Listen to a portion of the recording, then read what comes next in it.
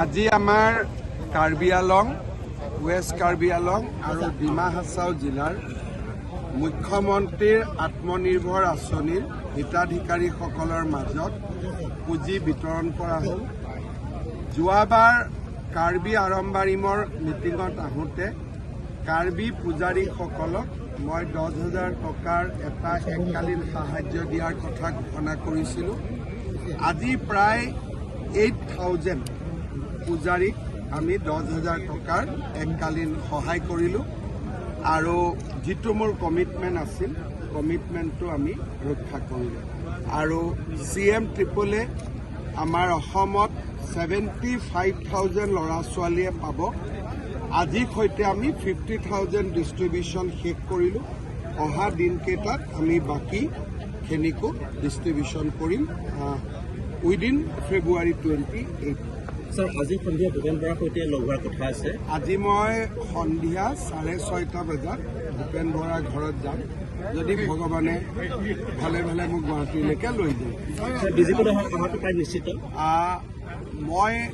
মই ভাবোঁ যে তেখেত বিজেপিলৈ আহিব, কাৰণ নহ'লেতো মোক ঘৰত নামাতেই। মোক যিহেতু ঘৰত মাতিছে, গতিকে আমি নিশ্চয় আশা কৰিব পাৰোঁ যে তেওঁ বিজেপিত যোগদান কৰিব। কিন্তু এই মুহূৰ্তলৈকে তেওঁৰ লগত মই ৰাজনৈতিক কথা পতা নাই। UPPL আৰু BPFৰ মাজত তেওঁলোকে নিজৰ ভিতৰত কথা পাতিব লাগিব আৰু আমি তাত নোসোমাওঁ, আমি মাত্ৰ শুভেচ্ছা দিম। আৰু তেওঁলোকে মই ভাবোঁ যে ডাইৰেক্টলি বা ইনডাইৰেক্টলি তেওঁলোকে নিশ্চয় কথা পাতি আছে। AGPৰ লগতো আমাৰ কথা বতৰা চলি আছে। এক প্ৰকাৰ আমাৰতো সদায় লগ পাই থাকোঁ, গতিকে বুজাবুজি আমাৰ 90% আছেই। 10% অলপ আলোচনা কৰিব লাগিব, আমি কৰিম। सर हिंदी के लिए NI के लिए सर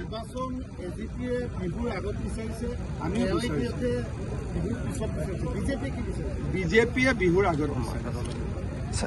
বিহুৰ পিছত বানপানী অসমত আহিয়ে যায়, তেতিয়াতো AIDF নিজে চৰত থাকে, চৰত তেওঁলোকৰ মানুহ থাকে, তাতেই বানপানী হ'ব।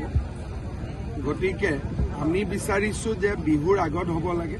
আৰু অসমত বিহুৰ সময়ত পুলিচ বহুত বিহুৰ পেণ্ডেলবিলাকত দিব লাগে, তেতিয়াহ'লে ইলেকশ্যনত কোনে ডিউটি কৰিব।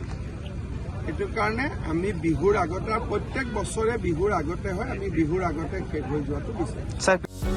যিকোনো খবৰৰ বাবে যোগাযোগ কৰক আমাৰ এই নম্বৰত 9181 307 221।